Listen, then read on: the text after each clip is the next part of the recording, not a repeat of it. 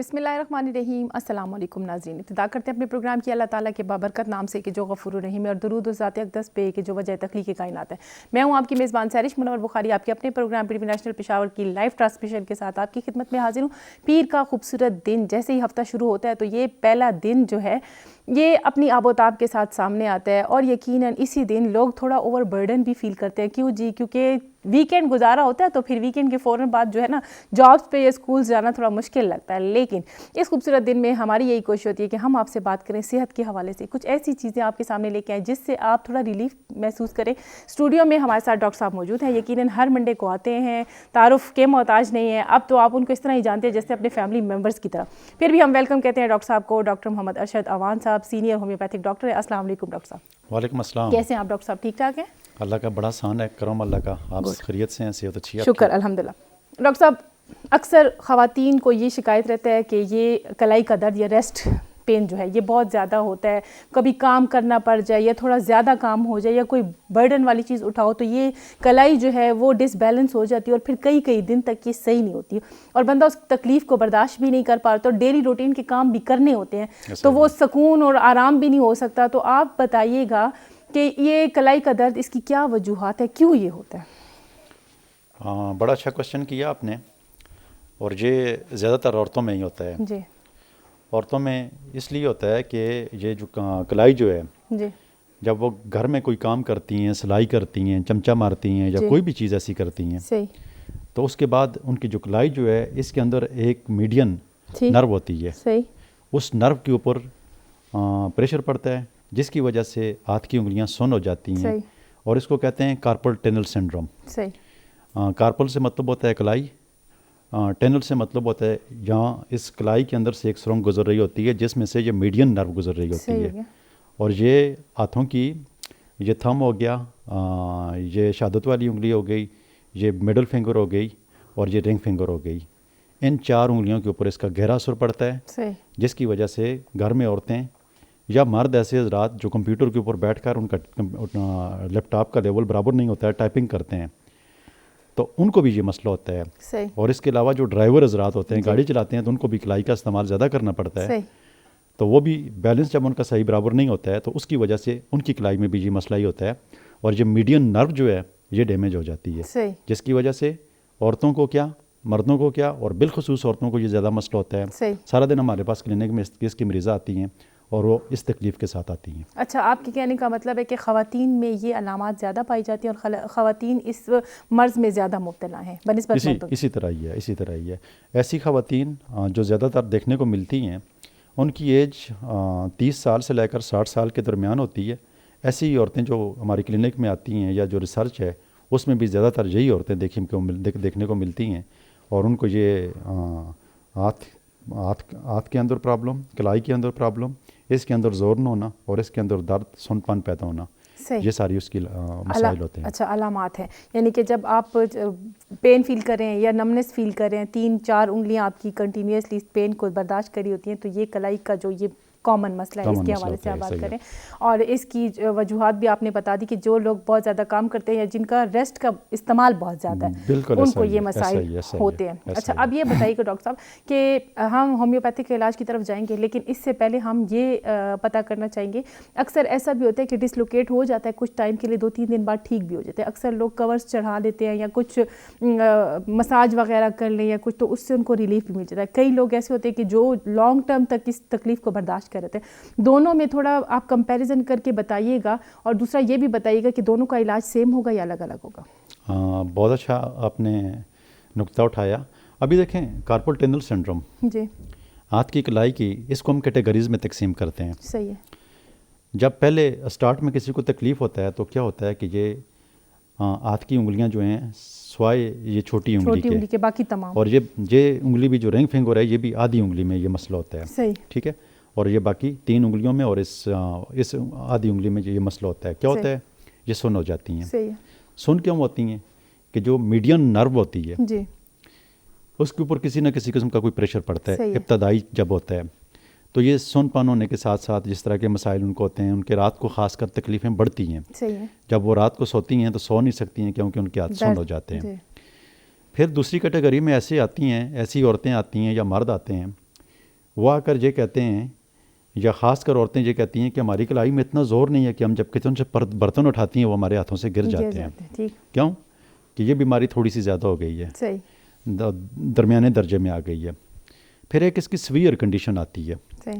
Severe condition میں یہ ہوتا ہے، جو اسکرین کے اس پار ناظرین بیٹھے ہوئے ہیں یا عورتیں بیٹھی ہوئی ہیں، ان کی یہ والی انگوٹھے کی جو تھم والی یہ جو جگہ ہے جی یہ سکڑنا شروع ہو جاتی ہے. صحیح. ٹھیک ہے.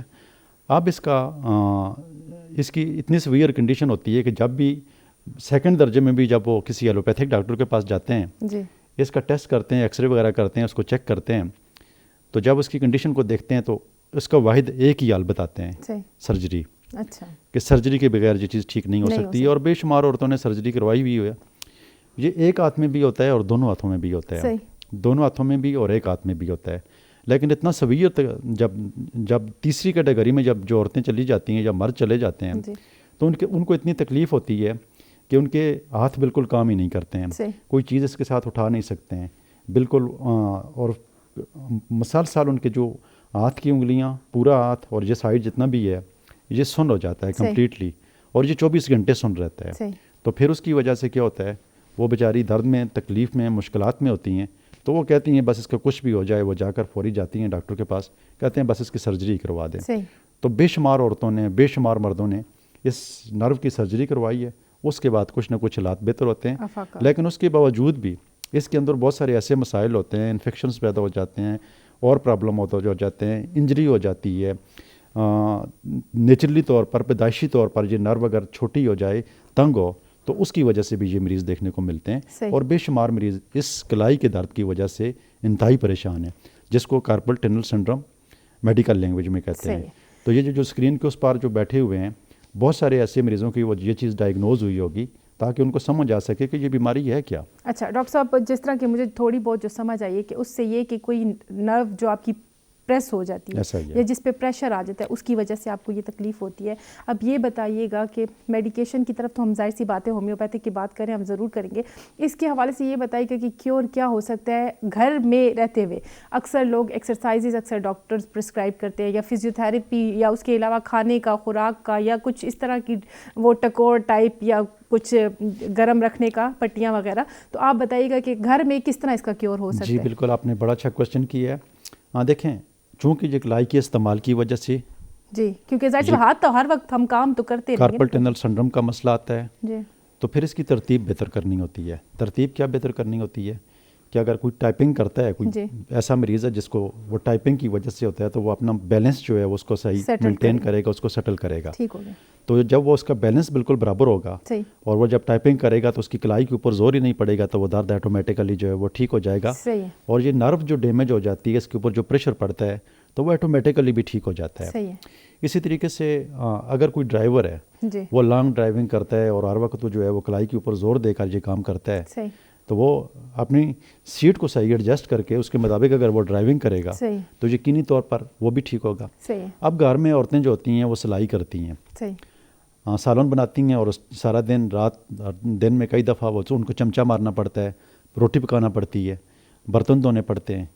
تو وہ اگر جب وہ گھر میں چمچہ مارتی ہیں یا وہ چولہا جو ہے وہ اپنے بالکل ایسا بیلنس کے اوپر کر دیں نا کہ وہ ان کی کلائی کے اوپر پریشر نہ پڑے، تو یہ اس کی احتیاطی تدابیر میں آ سکتا ہے. اور اس طریقے سے بہت سارے مریض جو ہیں وہ سیٹل ہو جاتے ہیں، ٹھیک ہو جاتے ہیں، ان کی صحت بحال ہو جاتی ہے. ان کے انگلیوں کے اندر جو نمنس پیدا ہوتا ہے، جو سن ہو جاتی ہیں، بلڈ سرکولیشن جاری ہوتے ہی یہ ہاتھ ان کے جو ہیں وہ ٹھیک ہونا شروع ہو جاتے ہیں. تو یہ اس کی احتیاطی تدابیر، وہ اپنی کلائی کا جو ہے وہ بیلنس ہمیشہ کے لیے برابر رکھیں.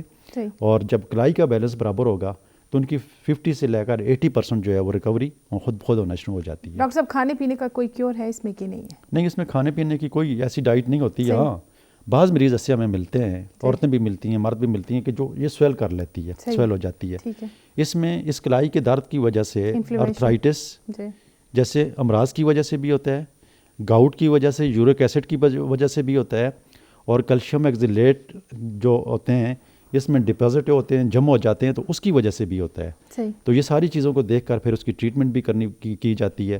اور پھر احتیاط میں اگر کوئی انفیکشن پیدا ہو گیا ہے تو پھر ہم گوشت کا استعمال، چاول کا استعمال، چٹپٹی چیزوں کا استعمال اگر یورک ایسڈ کی وجہ سے ہے تو پھر ہم ان کو لوبیا سے منع کرتے ہیں, سرخ گوشت سے منع کرتے ہیں, آرگن میٹ سے منع کرتے ہیں. آرگن میٹ ایسا میٹ ہوتا ہے کہ جو جیسے کہ ہم کلیجی کھاتے ہیں, مغز کھاتے ہیں, تو اس طرح کے یہ خاص یہ میٹس ہوتے ہیں, جب یہ کھاتے ہیں تو یہ یورک ایسڈ کے لیول کو بڑھا دیتے ہیں اور مریض جو ہے وہ زیادہ تکلیف میں چلا جاتا ہے. اسی طریقے سے لوبیا اور دالیں ان کے اندر بھی بہت زیادہ, اور بالخصوص جو لوبیا ہے تو یہ ان مریضوں کو ہم پھر منع کرتے ہیں کہ یہ نہیں استعمال کریں گے.